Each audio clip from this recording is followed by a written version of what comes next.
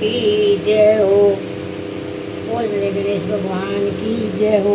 कार्तिक महत्व भाषा पहला अध्याय। नामासी तीर्थ में श्री सूत जी महाराज 88,000 सैनिक आदि ऋषियों से बोला, अब मैं आपके सामने कार्तिक महत्व को श्रेष्ठ कथा कहता हूँ, जिससे सुनकर मनुष्य सब प्रकार के पापों से छूटकर वैकुंठ को प्राप्त कर लेता है। सूत जी ने कहा, श्री कृष्ण जी से आज्ञा लेकर नारद जी के चले जाने पर सत्यभामा प्रसन्न होकर श्री कृष्ण से बोली, हे नाथ, मेरा जीवन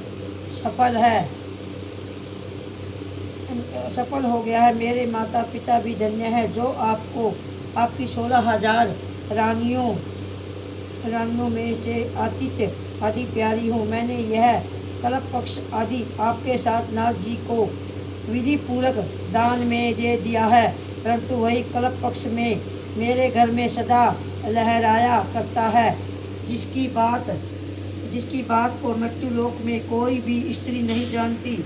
हे स्वामिनी, अब मैं आपसे पूछना चाहती हूँ, असु विस्तार पूर्वक कहिए, जिसे सुनकर मैं अपने हथ कार्य करूँ, जिसके करने से कल्प पर्यटन भी आपके मुझ से विमुख न हो। सूत जी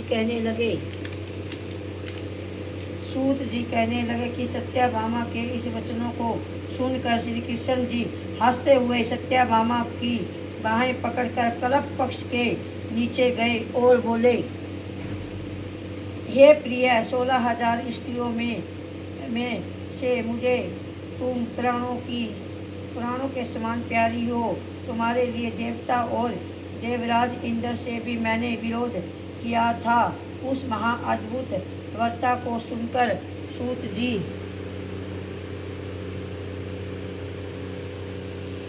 जी बोले, एक दिन श्री कृष्ण भगवान ने सत्यभामा के साथ गरुड़ पर सवार होकर इंद्रलोक में जाकर कल्प पक्ष मांगा। तब इंद्र के न देने पर गरुड़ का इंद्र से घोर युद्ध हुआ था।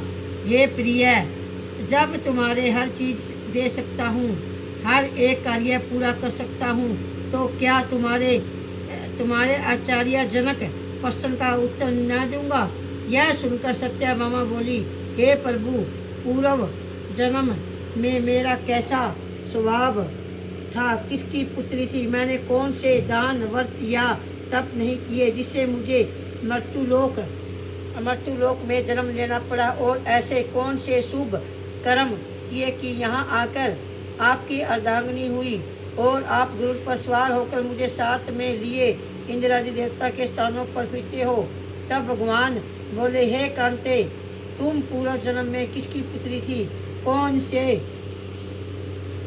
से पुण्य और व्रत आदि तथा शुभ कार्य तुमने किए थे, वह सब कहता हूँ।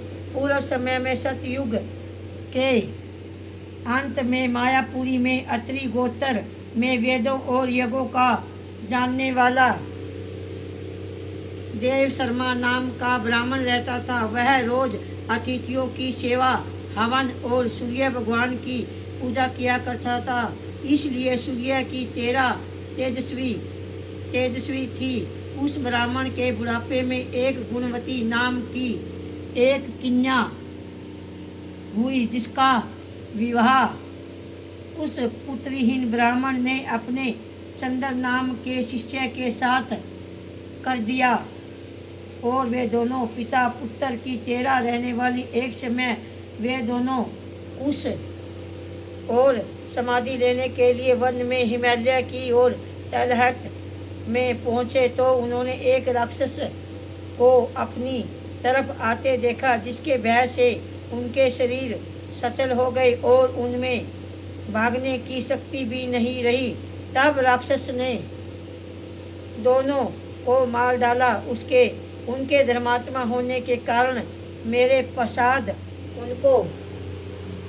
उनको पैकुंठ में ले गए, क्योंकि उन्होंने आजीवन सूर्य की पूजा की थी। इसलिए मैं दोनों पर दोनों पर अति प्रसन्न हूँ। जब वह दोनों विमान पर चढ़े हुए सूर्य के समान तेजस्वी रूप वाले चंदन और माला धारण किए हुए पैकुंड में आए, तब मेरे पास दिव्य भोगों को भोग भोगने लगे। पहला अध्याय समाप्त। बोल मेरे कार्तिक भगवान की जय, कृष्ण कन्हैया की जय।